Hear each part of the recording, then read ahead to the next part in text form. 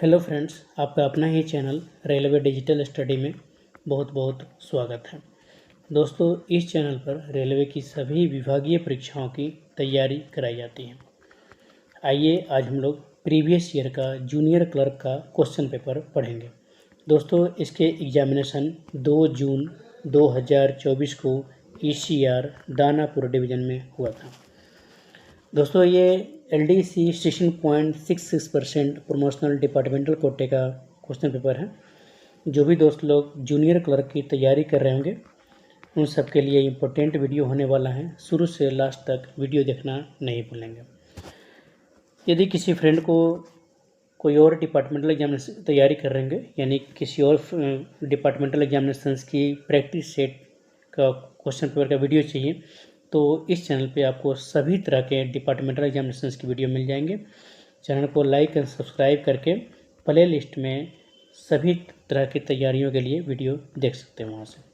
तो मुझे आशा है दोस्तों अपनी तैयारी को पहले से बेहतर कर पाएंगे और कंप्लीट वीडियो देखना नहीं भूलेंगे।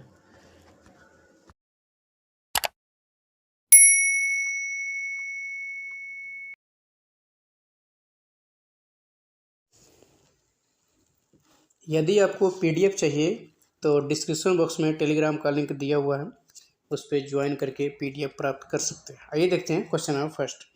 Find the correctly spelled word, यानी कि इसके स्पेलिंग देखना है, इनमें से कौन सा स्पेलिंग सही है। तो ये स्पेलिंग फर्स्ट इसमें सही है, एड्यूलेशन। इसके आंसर हो जाएंगे एड्यूलेशन, ऑप्शन नंबर ए। दोस्तों, एड्यूलेशन का मतलब होता है चापलूसी, यानी कि अधिक प्रशंसा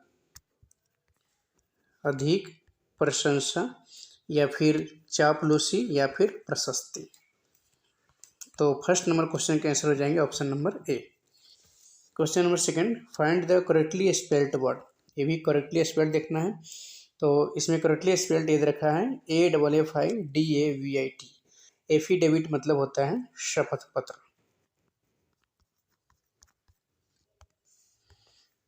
next question, question number third, ये भी सेम क्वेश्चन है, find the correctly spelled word. तो इसके जो है करेक्ट स्पेलिंग ये हो जाएंगे एक्सेसिव। एक्सेसिव का मीनिंग हो जाएगा अत्यधिक।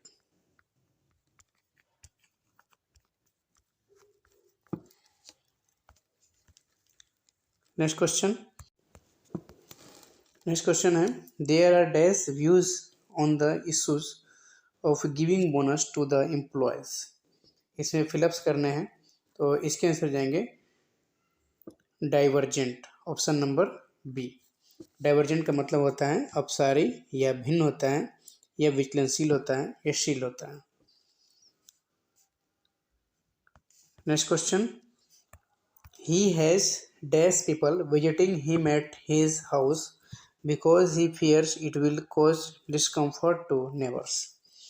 दोस्तों, इसमें फिलअप्स हो जाएंगे option number C, stopped. Next question, Rama took his dash for the wrong done to him. इनमें से हो जाएंगे रिवेंज, ऑप्शन नंबर सी।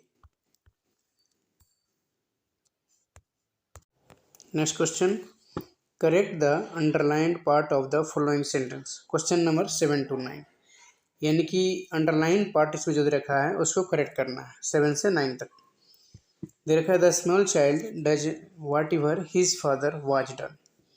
दोस्तों, इसमें करेक्ट करेंगे तो आंसर आ जाएगा सी, ड जाएगा इसके आंसर, DOES।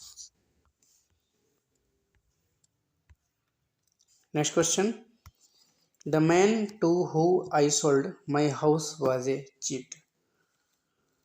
इसके आंसर हो जाएंगे option number D, to whom I sold. Next, he is too important for tolerating any delay. इसके आंसर होंगे A, option number A, to tolerate.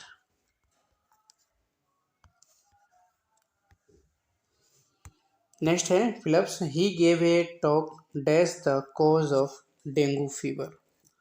इनमें से कौन सा हो सकता है आंसर। तो आंसर हो जाएंगे इसके ऑप्शन नंबर बी, सारे प्रीपोजिशन दे रखे हैं, इसलिए हो जाएगा he gave a talk on the cause of dengue fever. Next question, the kitchen is dash the back of the house. इसमें प्रीपोजिशन आएगा at. The kitchen is at the back of the house. Next question, the child died dash cholera. इसके answer जाएंगे C, the child died dash died of cholera. Next question, catching the earlier bus will give us the dash to do some shopping.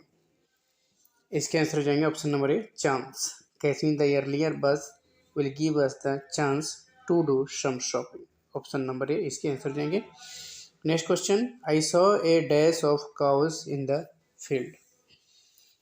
इसके answer जाएंगे herd, HERD।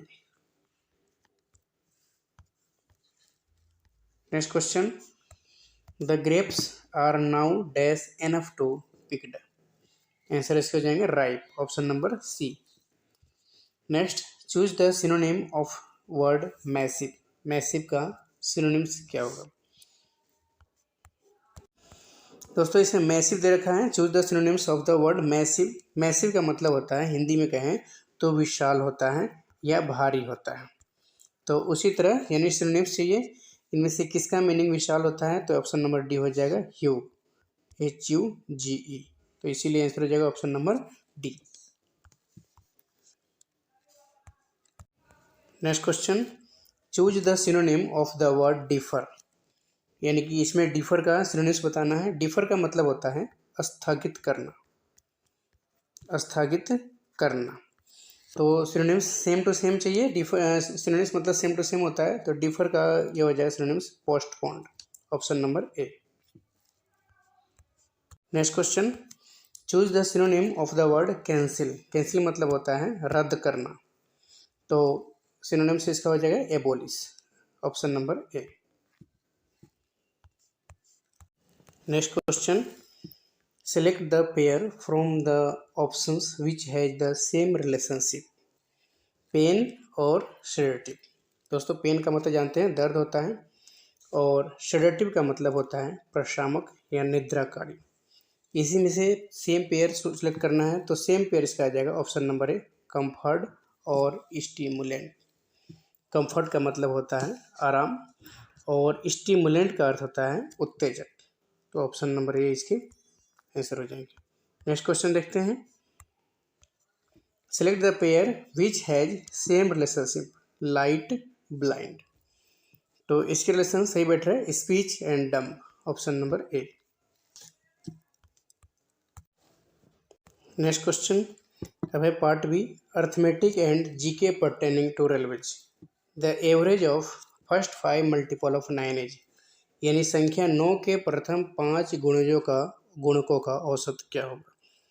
संख्या 9 के प्रथम 5 गुणक हो जाएगा, 9 का टेबल हो जाएगा 9, 18, 27, 36 एंड 45। 9 के पहाड़ा हो गया 5 बार, और इन सबको प्लस कर देंगे, सबको प्लस कर देंगे। औसत निकालना है तो सबको प्लस कर देंगे, 5 से क्या करेंगे डिवाइड कर देंगे। तो इसको प्लस करने के बाद ये आ जाएगा 135, उसे 5 से डिवाइड करेंगे तो आ जाएगा 27। ऑप्शन नंबर बी इसके आंसर है। नेक्स्ट क्वेश्चन, एक रेलगाड़ी की रफ्तार नागपुर से प्रयागराज जाने में 100 किलोमीटर प्रति घंटा है, जबकि वापस आते समय इसकी रफ्तार 150 किलोमीटर प्रति घंटा है। तो पूरी यात्रा के दौरान इसकी औसत रफ्तार क्या है? The speed of a train going from Nagpur to Prayagraj is 100 kilometre per hour. While coming back from Prayagraj to Nagpur, its speed is 150 km per hour. Find the average speed of the train during the whole journey. यानी पूरी यात्रा के दौरान इसकी औसत रफ्तार क्या है, इसकी औसत रफ्तार पता करना है। तो औसत रफ्तार का फॉर्मूला होता है 2xy upon x plus Y. ये औसत रफ्तार का फॉर्मूला है। अब क्या करेंगे, ये x इसको मान लेंगे और y इसको मान लेंगे। 2 इंटू 100 इंटू 150 अपॉन 100 प्लस 50 हो जाएगा। उसको मल्टीप्लाई करने पे आ जाएगा 30,000। 30,000 में डिवाइड करेंगे 250 से, इसके आंसर आ जाएंगे 120। 120 किलोमीटर पर आवर इसके आंसर हो जाएंगे option number D. Next question, A, B और सी का औसत वजन 45 kg है। यदि ए और बी का औसत वजन 40 kg है तथा बी और सी का औसत वजन 43 kg है तो बी का वजन बताएं। The average weight of A, B and C is 45 kg। If the average weight of A and B 40 kg and that of B and C be 43 kg, then weight of B is. यानी कि इसमें कह रहा है इन तीनों का वजन क्या है, औसत वजन 45 kg है। तो पहले तीनों का कुल वजन निकालेंगे, 45 इंटू 3, टोटल वेट हो जाएगा इसके 135, 135 kg। और ए बी का है 40, तो इन दोनों को निकाल लेंगे, 80 आ रहा है। और बी और सी का वजन कितना है, 43, तो इन दोनों को निकालेंगे 86 आ जाएगा। अब इन दोनों को प्लस कर लेंगे, उसमें से 135 को माइनस कर देंगे तो आ जाएगा हमारा, यानी कि 80 और 86 को प्लस करेंगे तो 166 आ जाएगा और 135 को माइनस कर देंगे तो आ जाएगा 31, 31 kg इसके आंसर हो जाएंगे option number D. Next question, 2000 रुपये के मूलधन पर 5% वार्षिक ब्याज की दर पर 2 वर्षों के लिए साधारण ब्याज तथा चक्रवृद्धि ब्याज का अंतर क्या होगा। Find the difference between the simple and the compound interest at the rate of 5% per annum for 2 years on A principle of Rs 2000। दोस्तों सबसे पहले इसमें क्या है, साधारण ब्याज फाइंड कर लेंगे। साधारण ब्याज चक्रवृद्धि ब्याज का अंतर कह रहा है, तो सबसे पहले हम क्या करेंगे, सिंपल इंटरेस्ट फाइंड करेंगे। सिंपल इंटरेस्ट का फॉर्मूला होता है SI equal P into R into T, यानी कि प्रिंसिपल यानी मूलधन दर समय बटे 100। अब इसमें प्रिंसिपल कितना है, प्रिंसिपल तो 2000 है, 2000 में 5 से गुना करेंगे, फिर 2 से गुना करके फिर 100 से क्या करेंगे, डिवाइड कर देंगे। ये हमारा सिंपल इंटरेस्ट कितना आ गया, 200 रुपये। SI equal to 200। अब इसमें कंपाउंड इंटरेस्ट फाइंड करना है, तो कंपाउंड इंटरेस्ट के लिए सबसे पहले ए फाइंड करेंगे, अमाउंट। अमाउंट का फॉर्मूला होता है P into 1 plus R upon 100 power n। अब ये हो जाएगा, P हमारा कितना है 2000, 1 प्लस R हमारा है 5 अपॉन 100, n 2 है।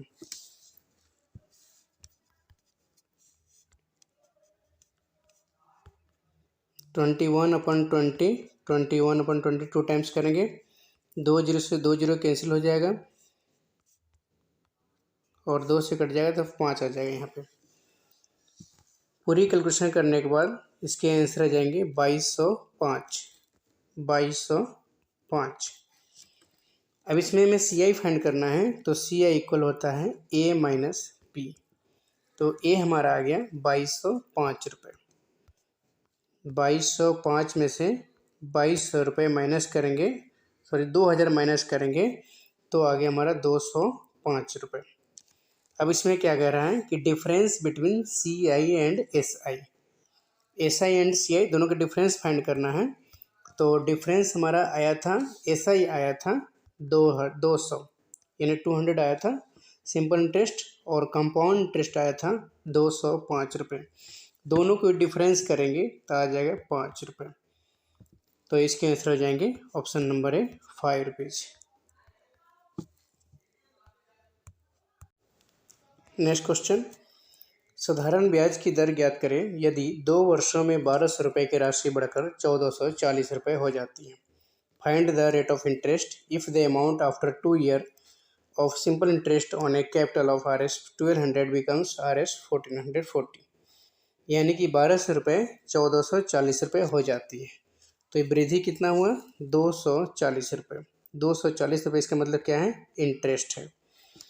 टाइम 2 years है और प्रिंसिपल कितने हैं 1200। अब इसमें क्या करेंगे, ब्याज की दर ज्ञात करना है, तो rate equal to I into 100 upon P into T. I इसमें है I 240, P हमारा है 1200 इंटू टाइम कितना है 2 years। 2 जीरो से 2 जीरो कैंसिल कर देंगे, 12 दूना 24 और ये आ जाएगा कितना 10, 10% इसके आंसर हो जाएंगे option number C. Next question, 1,000 रुपये के मूलधन पर 20% प्रति वर्ष की ब्याज दर पर 18 महीनों के लिए चक्रवृद्धि ब्याज की गणना करें यदि ब्याज की गणना छमाही आधार पर की जाती हो। Find the compound interest on Rs 1000 at the rate of 20% per annum for 18 months when interest is compounded half yearly. दोस्तों, अगर हाफ ईयरली कहा जाता है तो समय क्या होता है, 2 गुना हो जाता है और दर आधा हो जाता है। तो यहाँ पे समय यानी टाइम जो 18 मंथ है वो 36 मंथ्स हो जाएगा, तो ये हो जाएगा इसके 3 ईयर्स हो जाएंगे। दर 20% है यानी कि रेट 20% है, तो ये रह जाएंगे 10%। अब इसमें हमें फाइंड करना है कंपाउंड इंटरेस्ट। कंपाउंड इंटरेस्ट के लिए सबसे पहले हमें अमाउंट फाइंड करना पड़ता है, यानी P into 1 + R/100 power n। अब इसमें P है 1,000 रुपये, P है 1000 इंटू 1 + R है हमारा 10/100 पावर n। ये हो जाए 11/10, 11/10 इंटू 11/10 इंटू 11/10, यानी 3 टाइम्स करना पड़ा, क्योंकि यहाँ 3 है पावर में, इसलिए 3 टाइम्स करना पड़ा। दोस्तों, ये सभी 10 से काट देंगे 1,000 को, अभी बच जाएगा 11 11 11 3 बार। 11 इंटू 11 इंटू 11, इन तीनों को मल्टीप्लाई करेंगे तो आ जाएगा हमारा 1331। अब हमें CI फाइंड करना है, यानी कंपाउंड इंटरेस्ट। तो इसका फॉर्मूला होता है A minus P।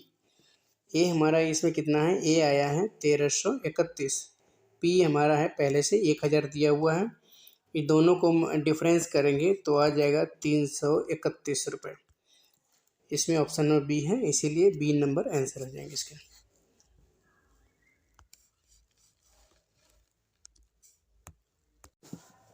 Next question, 3 संख्याएं 1, 2, 3 अनुपात के औसत में है, 1:2:3 के औसत में है तथा इनका महत्तम समवर्तक HCF 12 है, तो संख्या बताइए। 3 numbers are in ratio 1:2:3 and their HCF is 12. The numbers are। दोस्तों, ये 3 संख्याएं 1, 2, 3 के अनुपात में है और इनकी महत्तम संख्या 12 दे रखा है। तो सबसे पहले इन संख्याओं को मान लेंगे, ये x है, ये 2x है और ये 3x है। इनके महत्तम समवर्तक कितने, 12 हैं, तो ये हो जाएंगे 12।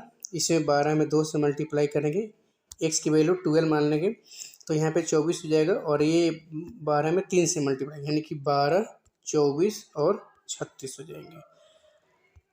जो भी ऑप्शन में आ रहा है 12, 24, 36, ऑप्शन नंबर A है, ये आंसर हो जाएंगे। नेक्स्ट क्वेश्चन, किसी परीक्षा में 80% विद्यार्थी अंग्रेजी विषय में पास होते हैं तथा 85% विद्यार्थी गणित विषय में पास होते हैं। यदि 73% विद्यार्थी दोनों विषय में पास होते हैं तो कितने प्रतिशत विद्यार्थी दोनों विषय में फेल होते हैं। In an examination 80% candidates passes in English and 85% candidates passed in mathematics. If 73% candidate passed in both these subject, the what percentage of candidates failed in both the subject. यानी कि 80% परीक्षार्थी जो है अंग्रेजी में पास होते हैं और 85 गणित में। तो सबसे पहले इसमें देखेंगे पास्ट इन इंग्लिश, इंग्लिश में कितना पास होता है, 80% पास होता है और मैथमेटिक्स में 85% पास होता है। पास्ट एटलीस्ट 1 सब्जेक्ट चेक करेंगे इसमें, तो 80 + 85 - 73 हो जाएगा। इन दोनों को प्लस करते हैं, 165 में से 73 माइनस करेंगे तो क्या हो जाएगा, 92 92% क्या हुआ, ये पास हो रहा है। तो फेल कितने हो रहा है, 100 में से 8% फेल हो रहा है, इसीलिए इसके आंसर हो जाएंगे ऑप्शन नंबर A। यहाँ फेल पूछ रहा है, इसीलिए 8% आंसर हो जाएंगे। नेक्स्ट क्वेश्चन, आधा प्रतिशत को दशमलव में कैसे लिखेंगे। 0.5% to be written in decimal as. दोस्तों, आधा प्रतिशत तो हो जाएगा 0.5%, लेकिन ये कह रहा है कि डिसमल में करना चाहिए, तो डिसमल ऑप्शन हो जाएगा option number B 0.005। Next question, किसी शहर की जनसंख्या प्रतिवर्ष 4% की दर से बढ़ रही है। यदि इसकी वर्तमान जनसंख्या 50,000 है तो 2 वर्षों के बाद इसकी जनसंख्या क्या होगी। The population of town increase every year 4%. If its present population is 50,000 after then after 2 years it will be, यानी कि पहले क्या है 4% दर से प्रतिवर्ष बढ़ रही है, इसकी वर्तमान जनसंख्या कितनी है 50,000 है। तो इसकी अमाउंट फाइंड कर देंगे तो इसके आंसर हो जाएंगे 50,000 है, पी मान लेंगे 50,000 पी इंटू 1 प्लस आर कितनी है 4% पावर एन कितना है 2 years, 2 वर्ष का है इसीलिए 2 years इसके आंसर हो जाएंगे। अब इसमें हो जाएंगे 50,000 इंटू 1 प्लस 4/100 पावर 2 काट देंगे तो 25 आ जाएगा, और ये आ जाएंगे 50,000 50,000 इंटू 1 प्लस, यानी 1 प्लस नहीं लिखेंगे तो 26/25 इंटू 26/25 2 टाइम्स लिख देंगे। 25 से काट देंगे 2 बार, यानी 25 दूना 50 2000 आ जाएगा। फिर इस 25 से काट देंगे 25 अट्ठे 200 यानी 80 आ जाएगा, और 26 26 80 तीनों को मल्टीप्लाई कर देंगे 26 इंटू 26 इंटू 80, इन तीनों को मल्टीप्लाई करेंगे तो आ जाएगा 54,080 54,080। तो इसके आंसर आ जाएंगे ऑप्शन नंबर सी, यानी 2 वर्षों के बाद इसकी जनसंख्या होगी 54,080। नेक्स्ट क्वेश्चन, एक साइकिल को 2850 रुपये में बेचने पर एक दुकानदार को 14% का लाभ होता है। यदि वह अपना लाभ घटाकर 8% कर लेता है तो उसी साइकिल का विक्रय मूल्य क्या होगा। By selling a bicycle for Rs 2,850, a shopkeeper gains 14%. If the profit is reduced to 8% then selling price will be, यानी कि 2850 रुपये में बेचने पे दुकानदार को 14% का लाभ होता है। तो सबसे पहले देख लेंगे हमने इसकी एसपी देख लेंगे, सेलिंग प्राइस कितनी है 2,850 रुपये है, और प्रॉफिट इसके हो रहा है कितना 14% प्रॉफिट हो रहा है। तो इसकी सीपी फाइंड करेंगे, सीपी इक्वल टू एसपी यानी विक्रय मूल्य upon 1 plus profit percent upon 100। दोस्तों ये फॉर्मूला है, एक बार फिर से दोबारा लिख देता हूँ, CP equal to SP upon 1 plus profit percent upon 100। इसकी कैलकुलेशन करेंगे। अब एसपी जितना है उसको रखेंगे यहाँ पे, एसपी यानी सेलिंग प्राइस है कितना 2850 रुपये, इसके बट्टे में हो जाएंगे 1 प्लस 14/100।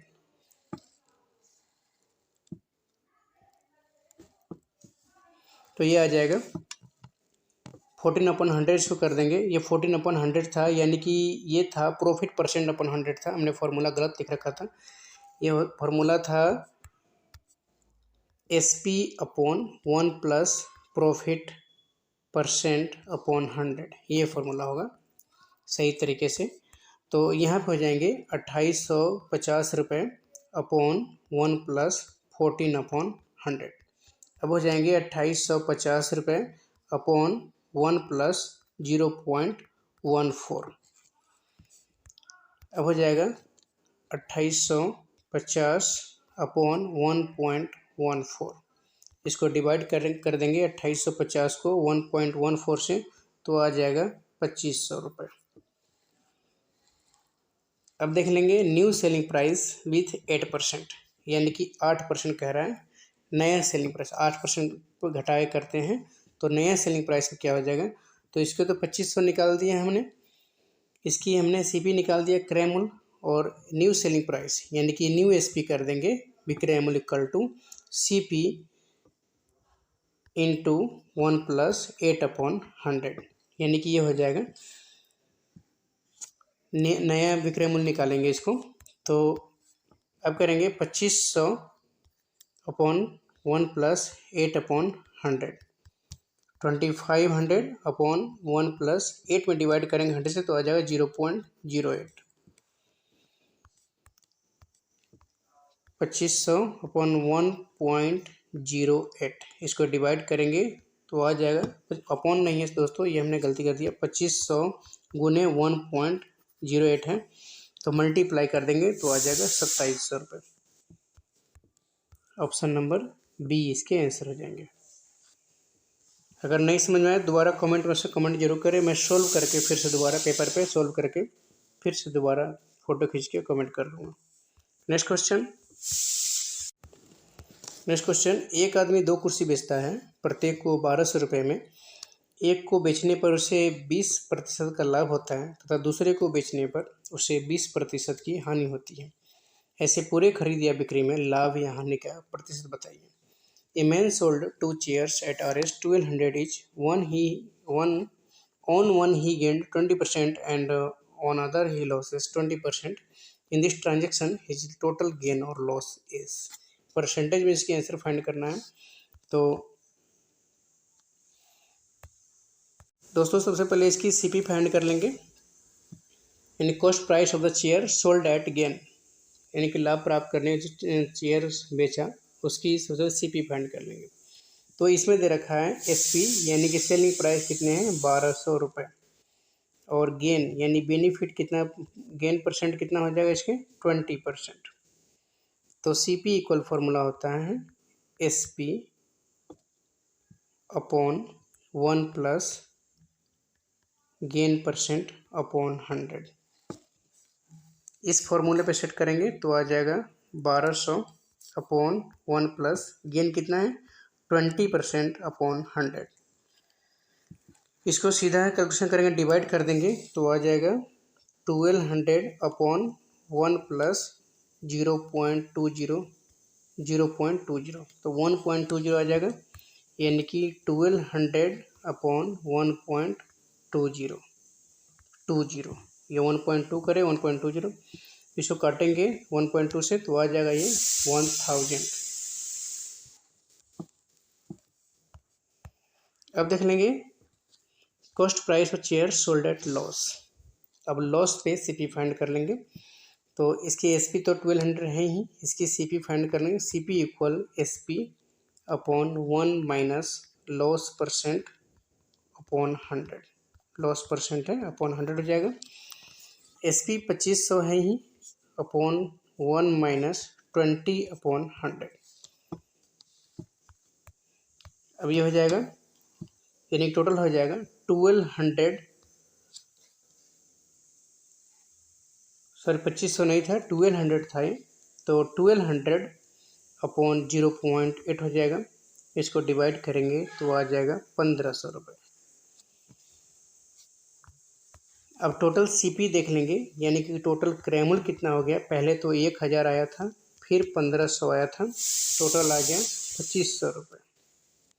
टोटल एसपी देख लेंगे 1200 प्लस 1200, यानी प्रत्येक 1200 में बेच रहा है, तो ये हो गए 2400 रुपये, ये हो गए 2500 रुपये। खरीदा था कितना में 2500 रुपये में, यानी क्रैमुल हो गए 2500 रुपये, विक्रैमुल हो गए 2400 रुपये। तो इसमें लॉस ही होगा। लॉस कितना हुआ, तो लॉस हुआ 100 रुपये। दोस्तों ये क्रैमुल हो गया, ये भी क्रैमुल हो गया। अब लॉस परसेंट फाइंड करना है, क्योंकि ऑप्शन में परसेंटेज दे रखा है।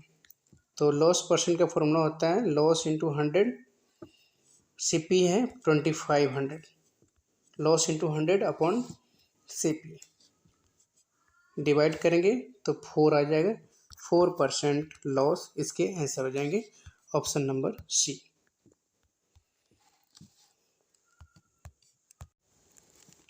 नेक्स्ट क्वेश्चन, रिक्त स्थानों को भरें, find the missing terms in the series. दोस्तों इस सीरीज में देख रहे हैं ई को एच बना दिया है, ए को डी बना दिया। इसका मतलब क्या किया है 3 प्लस कर रखा है, ए को डी बनाने में 3 यानी कि सभी में 3 प्लस कर रहा है। उसी तरह क्या करेंगे, वी को 3 प्लस करेंगे, 22 में 3 प्लस करेंगे तो आ जाएगा 25। 25 के मतलब वाई होता है। अच्छा ई को 3 प्लस करेंगे तो 5 3 8 हो जाएगा, तो वाई एच, और एन को 3 प्लस करेंगे तो क्यू आ जाएगा। तो इसी तरह ऑप्शन यहाँ मिल ही जा रहा है वाई एच क्यू, और ऑप्शन में नहीं है वाई एच क्यू, इसलिए ऑप्शन नंबर बी इसके आंसर हो जाएंगे, Y H Q X B.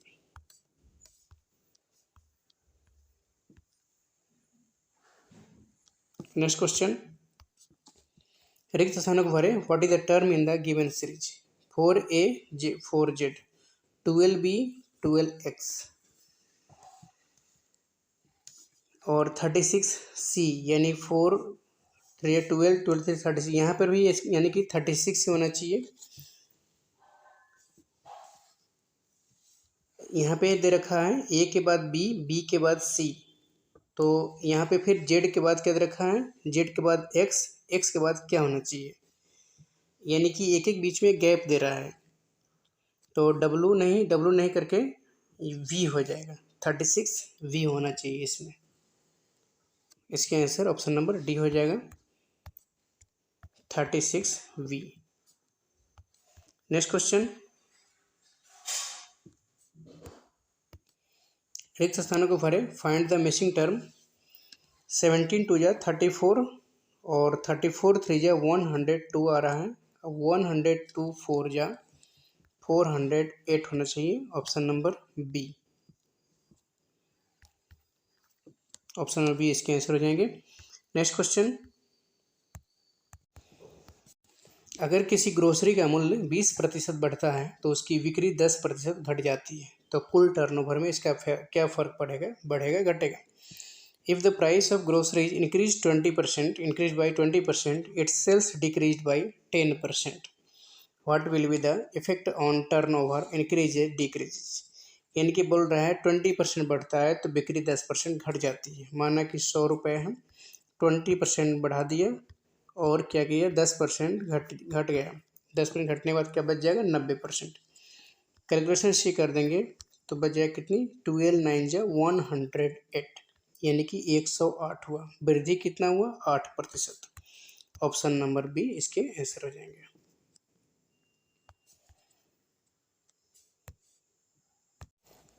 Next question, अगर 6 में 6 से मल्टीप्लाई करते हैं तो ये कह रहा है 6 गुने 6 33, 8 गुने 2 41 और 4 गुने 5 22.5, तो 8 गुने 6 क्या होगा। If 6 into 6 equal 33, 8 into 2 equal to 41 and 4 into 5 equal 22.5, then 8 into 6 क्या होंगे इसके आंसर। यानी कि ये कह रहा है 6 को क्या करेंगे, रीजनिंग का सवाल है, 66 बना देंगे, इसको 2 से डिवाइड करेंगे तो आ जाएगा 33, ये 33 आ गया। उसी तरह 82 को डिवाइड करेंगे 2 से तो ये आ जाएगा 41। उसी तरह 45 बना देंगे, 45 में 2 से डिवाइड करेंगे तो आ जाएगा 22.5। उसी तरह सेम वर्क इसमें करेंगे, 86 में 2 से डिवाइड कर देंगे तो आ जाएगा 43। ऑप्शन नंबर बी इसके आंसर हो जाएंगे। Next question, what is the greatest 4 digit number which is exactly divisible by 49। 4 अंक की सबसे बड़ी संख्या बताइए जो 49 से पूरी तरह विभाज्य हो। तो 49 से पूरी तरह विभाज्य हो जाएगा, ऑप्शन नंबर इसमें हो जाएगा बी 9996, ये जो है विभाजित हो जाएगा 49 से। नेक्स्ट क्वेश्चन है, 48 जो है 60 का कितना प्रतिशत है। 48 आउट ऑफ 60 इज डैश %। लिखेंगे 60 का x प्रतिशत बराबर 48, 48 इंटू 100 हो जाएगा अपॉन 60,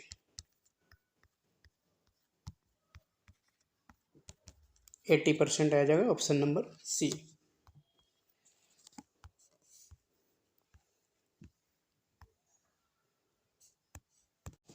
नेक्स्ट क्वेश्चन, अगर 2.5 यानी 2.5 किलो जैम का मूल्य 78 रुपये 60 पैसे है तो 5.5 5.5 किलो जैम का मूल्य क्या होगा। If the cost of 2.5 kg of homemade jam is Rs 78.60, what is the cost of 5.5 kg of jam.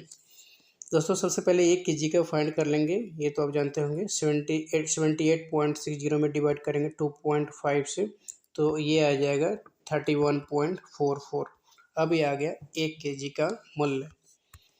जब 1 kg का कॉस्ट 31.44 है तो 5.5 क्या होगा, मल्टीप्लाई कर देंगे, आ जाएगा 172.92, 172.92, इसके आंसर हो जाएंगे, option number C. Next question, how many divisions are there on Indian railways. भारतीय रेलवे पर कुल कितने मंडल हैं। तो इस पुराने क्वेश्चन है इसलिए आंसर हो जाएगा इसके 68। अब भारतीय रेलवे में 69 डिवीजन हो चुका है, जम्मू डिवीजन हो चुका है तो 69 हो जाएगा। अब नए क्वेश्चन में आंसर हो जाएगा 69, 69। Next question, how many zones are there on Indian railways? भारतीय रेलवे पर कुल कितने जोन हैं? तो कुल जोनों की संख्या 18 है। Next question, where is RDSO located? RDSO कहाँ स्थित है? तो RDSO लखनऊ में स्थित है। Research design and standard organisation Lucknow में है। ऑप्शन नंबर डी इसके आंसर हो जाएंगे। Next question, where is the head quarter of the east coast railway is located? पूर्वी तटीय रेलवे का मुख्यालय कहाँ है? तो पूर्वी तटीय रेलवे का मुख्यालय भुवनेश्वर में है। उड़ीसा की राजधानी भुवनेश्वर। ईस्ट कोस्ट रेलवे का हेड क्वार्टर भुवनेश्वर है। ऑप्शन नंबर डी इसके आंसर हो जाएंगे। नेक्स्ट क्वेश्चन, SLP का पूर्ण रूप क्या है? What is the full form of SLP? SLP का फुल फॉर्म होता है special leave petition. Option number A. Next question, UPSC से नियुक्त IRHS अधिकारियों की प्रशिक्षण अवधि कितनी है? What is the training period of IRHS officer selected through UPSC? इसकी ट्रेनिंग पीरियड होता है 6 महीने, 6 मंथ। UPSC से नियुक्त IRHS अधिकारियों की प्रशिक्षण अवधि 6 महीने की होती है। ऑप्शन नंबर बी इसके आंसर हो जाएंगे। Next question, total number of railway recruitment board? Railway पर कितने रेलवे भर्ती बोर्ड हैं? रेलवे भर्ती बोर्डों की संख्या को टोटल 21 है। Next question, where is the principal bench of CAT यानी CAT located? Central administrative tribunal होता है, तो कैट का प्रिंसिपल बेंच कहाँ है? कैट का प्रिंसिपल बेंच नई दिल्ली में। Option number B. Next question, who is the first railway minister of India? भारत के प्रथम रेल मंत्री कौन थे? तो भारत के प्रथम रेल मंत्री जॉन मथाई थे। वर्तमान में भारत के रेल मंत्री श्री अश्विनी वैष्णव हैं। Ashwini Vaishnaw. Next question, which city has 3 zonal railway headquarter? किस शहर में 3 जोनल रेलवे के हेडक्वार्टर स्थित है? तो ये है कोलकाता। ऑप्शन नंबर ए इसके आंसर हो जाएंगे। कोलकाता शहर में 3 जोनल रेलवे के हेडक्वार्टर स्थित हैं। Next question, when was the first electric train introduced in India? Bharat में पहली इलेक्ट्रिक ट्रेन कब चलाई गई थी? तो पहली इलेक्ट्रिक ट्रेन 3 फरवरी 1925 को चलाई गई थी। 3 फरवरी 1925 को। 2025 में ये शताब्दी वर्ष मना रहा है, 100वां वर्ष मना रहा है। Next question, which station has all 3 gauge lines? किस स्टेशन पर रेलवे के तीनों गेज के रेलवे लाइन हैं? इसके आंसर हो जाएंगे Siliguri. Option number B. Next question, first Shatabdi express train was run between dash and dash stations? पहली शताब्दी एक्सप्रेस ट्रेन कहाँ से कहाँ तक चलाई गई? पहली शताब्दी एक्सप्रेस 10 जुलाई 1988 को 10 जुलाई 1988 को नई दिल्ली से झांसी के बीच चलाई गई थी, जिसका नाम हो गया है वीरांगना लक्ष्मीबाई झांसी स्टेशन जंक्शन। यानी 10 जुलाई 1988 ईस्वी को चलाई गई थी। बाद में इसको 89 में इसको भोपाल में कर दिया गया था, 1989 में। उस समय रेलवे मिनिस्टर माधवराव सिंधिया थे। माधवराव सिंधिया जी जो प्रथम यानी कि भारत के प्रथम प्रधानमंत्री पंडित जवाहरलाल नेहरू के जन्म दिवस से चलाया गया था, 10 जुलाई 1988 को। Next question, modern coach factory is located at? Modern coach factory कहाँ स्थित है? मॉडर्न कोच फैक्ट्री रायबरेली में स्थित है। ऑप्शन नंबर ए इसके आंसर हो जाएंगे। नेक्स्ट क्वेश्चन, फर्स्ट गरीब रथ was run between dash and dash station? पहली गरीब रथ ट्रेन किस और किस स्टेशन के बीच चलाई गई थी? तो पहली गरीब रथ ट्रेन सहरसा से अमृतसर के बीच चलाई गई थी। ऑप्शन नंबर सी हो जाएंगे इसके answer. Next question, what is the relaxation of age limit for direct recruitment for OBC candidate? OBC अभ्यर्थियों को सीधी भर्ती कोटा में अधिकतम उम्र सीमा में कितनी छूट दी जाती है? तो ओबीसी को अधिकतम 3 ईयर्स की छूट जाती है, 3 साल की छूट जाती है। और SC ST की बात करें तो SC ST को 5 ईयर्स की छूट दी जाती है। Next question, who is the appointing authority for group D in level 1 GP 1800? Group D जो लेवल 1 ग्रेड पे 1800 में होते हैं, उनकी नियुक्ति प्राधिकारी कौन होते हैं? तो उनकी नियुक्ति प्राधिकारी जूनियर स्केल ऑफिसर होता है, option number A, junior scale अधिकारी। Next question, who is the percentage of direct recruitment RRB for what is the percentage of direct recruitment RRB for ticket examiner in level 3? RRB से सीधी भर्ती कोटा में ticket परीक्षक level 3 में भर्ती का प्रतिशत क्या है? तो इनकी भर्ती का प्रतिशत है 50%, option number A. Next question, how many candidates can be appointed through scout and guides quota in group C per year zonal railway? प्रत्येक जोनल रेलवे पर स्काउट एवं गाइड कोटा से प्रतिवर्ष ग्रुप सी में कितनी भर्ती होती है? तो इसमें कुल 2 भर्ती होते हैं, 2, प्रत्येक जोनल रेलवे से 2 होते हैं। Next question, what is the medical category classification for ministerial staff in railways? Ministerial staff की भर्ती हेतु मेडिकल कैटेगरी क्या है? तो इसके हो जाएगा C1 इसके आंसर हो जाएंगे। Next question, for how many days TA is payable in one time? यानी कि एक साथ अधिकतम कितने दिनों का यात्रा भत्ता दे होगा? तो एक साथ 180 दिनों का होगा, ऑप्शन नंबर ए।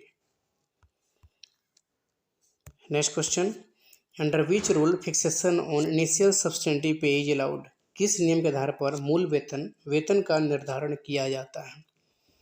इसके आंसर हो जाएंगे option number A, 13 FR 22, option number A. Next question, NPS national pension system was introduced on? NPS कब से लागू हुआ? तो 1/1/2004 से लागू हुआ था, ऑप्शन नंबर ए इसके आंसर हो जाएंगे। नेक्स्ट क्वेश्चन,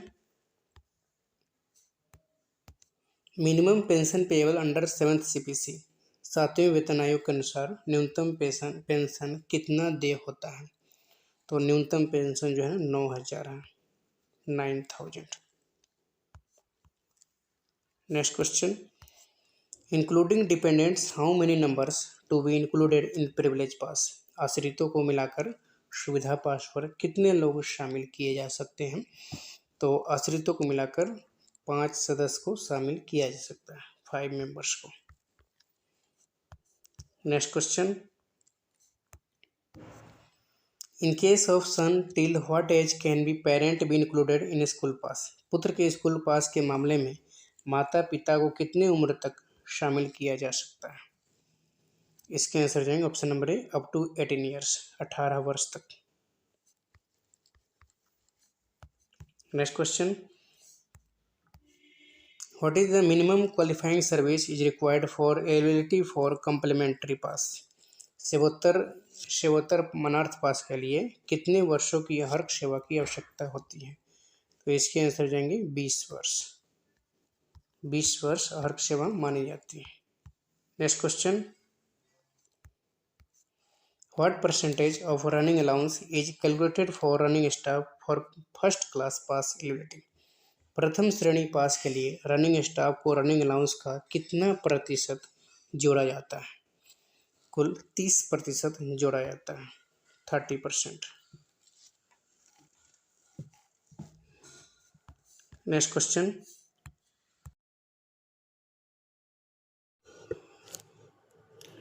देखते हैं।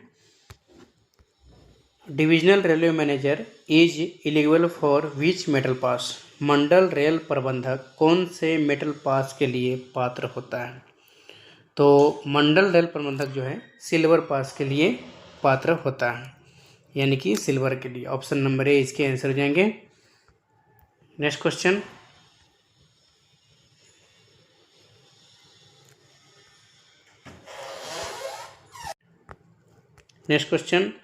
Name the machinery formed in railways to maintain contact with organised labour to resolve disputes? Railway पर कर्मचारियों की समस्याओं के निस्तारण के लिए संगठित श्रम संगठन के साथ वार्ता हेतु कौन सी मशीनरी है? इसके लिए आंसर हो जाएगा ऑप्शन नंबर ए, यानी कि PNM। Next question, What is the minimum number of employee in a factory upon which appointment of welfare officer is must? किसी फैक्ट्री में वेलफेयर ऑफिसर की नियुक्ति हेतु कम से कम कितने कर्मचारी होने चाहिए? तो किसी फैक्ट्री में वेलफेयर ऑफिसर की नियुक्ति के लिए कम से कम 500 कर्मचारी होने चाहिए। ऑप्शन नंबर ए हो जाएगा। Next question, paternity leave is granted for dash days. पितृत्व अवकाश कितने दिनों का देय होता है? तो पितृत्व अवकाश 15 दिनों का देय होता है। ऑप्शन नंबर ए इसके आंसर हो जाएंगे। नेक्स्ट क्वेश्चन,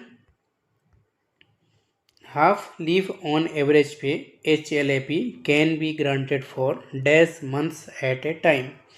एक बार में अधिकतम कितने दिनों का अर्ध औसत वेतन अवकाश देय होता है? तो एक बार में 24 मंथ्स के लिए होता है, 24 महीनों का अर्ध औसत वेतन अवकाश देय होता है। Next question, transfer at more than 1000 kilometre are eligible for dash days joining time. यानी कि 1000 किलोमीटर से अधिक दूरी पर स्थानांतरण होने पर कितने दिनों का ज्वाइनिंग टाइम देय होता है? इसके आंसर जाएंगे 12 दिन। 12 डेज ज्वाइनिंग का टाइम होता है। Next question, upon working of 1 month how many days of LAP is credited. एक महीने कार्य करने के उपरांत कितने दिनों का औसत वेतन अवकाश देय होता है? तो एक महीने कार्य करने के उपरांत 2.5 दिनों का LAP यानी कि औसत वेतन अवकाश देय होता है। एक महीने का 2.5 दिन छुट्टी, 2.5 दिन LAP क्रेडिट होता है एक महीने के। तो पूरे साल में हो जाएगा, यानी 12 से मल्टीप्लाई कर देंगे तो 30 हो जाएगा, यानी पूरे एक साल में 30 LAP क्रेडिट किया जाता है अकाउंट में। नेक्स्ट क्वेश्चन, CCL मतलब child care leave can be granted up to dash days. पूरे सेवा काल में अधिकतम कितने दिनों का शिशु देखभाल भत्ता देय होता है? तो पूरे साल में अधिकतम 730 दिनों का शिशु देखभाल भत्ता देय होता है। पूरे सेवा काल में अधिकतम 730 दिनों का शिशु देखभाल भत्ता देय होता है। ऑप्शन नंबर बी इसके आंसर हो जाएंगे। Next question, upon working of 6 months how many days of HLAP is credited. 6 महीने काम करने पे अवकाश खाता में कितना HLAP क्रेडिट होगा? तो 6 महीने कार्य करने पे 10 दिनों का HLAP खाते में क्रेडिट होगा। ऑप्शन नंबर ए इसके आंसर हो जाएंगे। Next question, what is the maximum limit of leave encashment of retirement. सेवानिवृत्ति पर अधिकतम कितने दिनों का अवकाश नकदीकरण देय होगा? तो सेवानिवृत्ति अधिकतम 300 दिनों का अवकाश नकदीकरण देय होगा। Next question, maximum under of financial up gradients is allowed under MSCP। पूरे सेवा काल में अधिकतम कितना MSCP देय होता है? तो पूरा सेवा काल में अधिकतम 3 MSCP देय होता है। ऑप्शन नंबर ए हो जाएंगे सर। पूरे सेवा काल में 3 MSCP दिया जाता है पूरे सर्विस पीरियड में। Next question, for selection post anticipated vacancies should be taken up to. चयन पदों पर रिक्ति की गणना में अधिकतम कितने महीनों की एंटीसिपेटेड रिक्तियां ली जाती हैं? तो अधिकतम 15 महीनों के लिया जाता है। 15 महीनों की एंटीसिपेटेड रिक्तियां ली जाती हैं। ऑप्शन नंबर ए इसके आंसर जाएंगे। Next question, what should be the minimum difference between 2 trade test examination. 2 trade test के बीच में न्यूनतम कितना अंतर होना चाहिए? दो ट्रेड टेस्ट के बीच में न्यूनतम 6 महीने के अंतर होना चाहिए, 6 मंथ का डिफरेंस होना चाहिए। Next question, reservation for SC/ST यानी schedule caste and schedule tribe communities in railway recruitment is -% and -% respectively. SC/ST समुदाय हेतु रेलवे में आरक्षण का प्रतिशत क्रमशः कितना और कितना है? तो SC/ST के लिए इसके आंसर हो जाएंगे 15 और 7.5, यानी इसमें हो जाएगा 15% और इसमें 7.5। SC के लिए 15%, ST के लिए 7.5%। Next question, selection committee should consist of dash officers. चयन समिति में न्यूनतम कितने सदस्य होना चाहिए? चयन समिति में कम से कम 3 सदस्य होना चाहिए। ऑप्शन नंबर 20 के आंसर हो जाएंगे। Next question, APAR stands for. APAR का पूर्ण रूप क्या है? APAR का पूर्ण रूप होता है annual performance appraisal report. Option number A इसके आंसर हो जाएंगे, annual performance appraisal report. Next question, what is the amount per employee given per year by the government in SBF। सरकार की तरफ से प्रति कर्मचारी SBF में कितनी राशि का अनुदान दे होता है? तो सरकार की तरफ से 500 रुपये दी जाती है। ऑप्शन नंबर ए इसके आंसर जाएंगे। Next question, employ can appeal in dash against decision judgement of CAT। CAT के निर्णय के विरुद्ध कहाँ अपील की जा सकती है? तो आंसर हो जाएंगे हाई कोर्ट, उच्च न्यायालय में। CAT के यानी कैट सेंट्रल एडमिनिस्ट्रेटिव ट्रिब्यूनल होता है। सेंट्रल एडमिनिस्ट्रेटिव ट्रिब्यूनल के निर्णय के विरुद्ध कहाँ अपील किया जा सकता है? तो हाई कोर्ट में किया जा सकता है। ऑप्शन नंबर ए इसके आंसर हो जाएंगे। Next question, charges for discipline are levelled under which rule of conduct rule 1966। Rail सेवा आचरण नियम 1966 के अनुसार अनुशासनहीनता पर कौन सा नियम उल्लंघन होता है? तो इसके हो जाएगा rule number 3, 1 and 2। Next question, under which rule of railway service conduct rules movable and immovable property is mentioned. Rail सेवा आचरण नियम 1966 के अनुसार मूवेबल और इमूवेबल संपत्ति का विवरण किस नियम में वर्णित है? तो इसके आंसर जाएंगे रूल नंबर 18, यानी नियम 18 में वर्णित है। Next question, dash form is issued to nominate inquiry officer under discipline and appeal rule 1968। यानी कि डैश इंक्वायरी अधिकारी का नामन डिसिप्लिन अपील रूल नियम 1968 के अंतर्गत किस फॉर्म पर होता है? इसके आंसर हो जाएंगे SF7 पे। ऑप्शन नंबर हो जाएगा standard form 7। Next question, what is the time limit for appeal under discipline and appeal rule.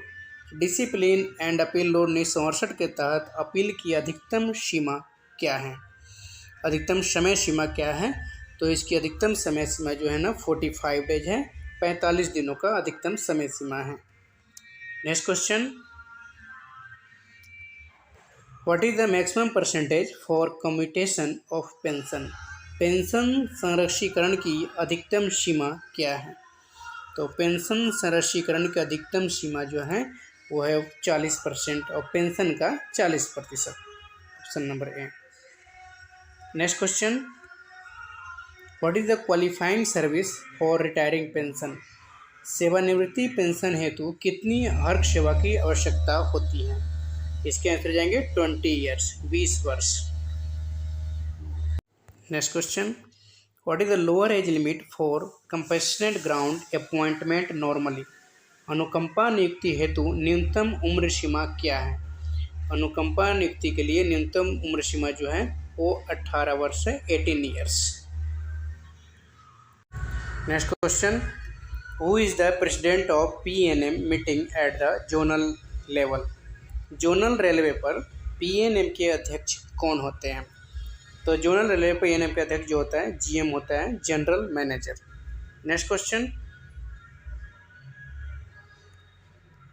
What is the age relaxation for ex serviceman in recruitment from DR quota? भूतपूर्व सैनिकों को सीधी भर्ती कोटा में उम्र में कितनी छूट दी जाती है? इसके आंसर हो जाएंगे सैन्य सेवा प्लस 3 वर्ष, defence service plus 3 years. Option number A. Next question, MSCPs was introduced by which pay commission? MSCP किस वेतन से लागू, किस वेतन मतलब कौन सी वेतन आयोग से शुरू हुआ? तो इसके आंसर हो जाएंगे option number C, seventh CPC से MSCP शुरू हुआ था, चालू हुआ था। Next question, what is the full form of PNM? PNM का पूर्ण रूप क्या होता है? दोस्तों PNM का पूर्ण होता है परमानेंट निगोशिएटिंग मशीनरी, अस्थायी वार्ता तंत्र। Option number A. Next question, ये करंट अफेयर्स हैं। Name the present GM of ECR, पूर्व मध्य रेलवे के महाप्रबंधक का नाम क्या है? तो जिस समय पेपर हुआ था उस समय श्री तरुण प्रकाश थे, Shri Tarun Prakash GM of ECR। Next question, by which organisation NFIR is related? NFIR निम्न में से किससे संबंधित है? NFIR Indian National Trade Union Congress, Indian National Trade Union Congress से संबंधित है। Option number C. Next question, where is the head quarter of south east central railway is located? दक्षिण पूर्व मध्य रेलवे का मुख्यालय कहाँ है? दक्षिण पूर्व मध्य रेलवे का मुख्यालय बिलासपुर में। यानी कि सारे जोन का हेड क्वार्टर भी आपको याद रखना चाहिए। तो इसमें दक्षिण पूर्व मध्य रेलवे यानी साउथ ईस्ट सेंट्रल रेलवे का मुख्यालय बिलासपुर है और इस ईयर का हाजीपुर है। नेक्स्ट क्वेश्चन,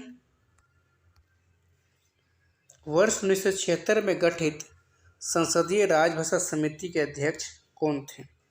उस समय संसदीय राजभाषा समिति के अध्यक्ष ओम मेहता थे। आंसर हो जाएंगे ओम मेहता। नेक्स्ट क्वेश्चन, अरुणाचल प्रदेश की राजभाषा क्या है? तो अरुणाचल प्रदेश की राजभाषा जो है वो है अंग्रेजी। नेक्स्ट क्वेश्चन, हर साल हिंदी दिवस कब मनाया जाता है? हर साल हिंदी दिवस 14 सितंबर को मनाया जाता है। ऑप्शन नंबर बी इसके आंसर जाएंगे। नेक्स्ट क्वेश्चन, राजभाषा अधिनियम 1963 कब संशोधित हुआ?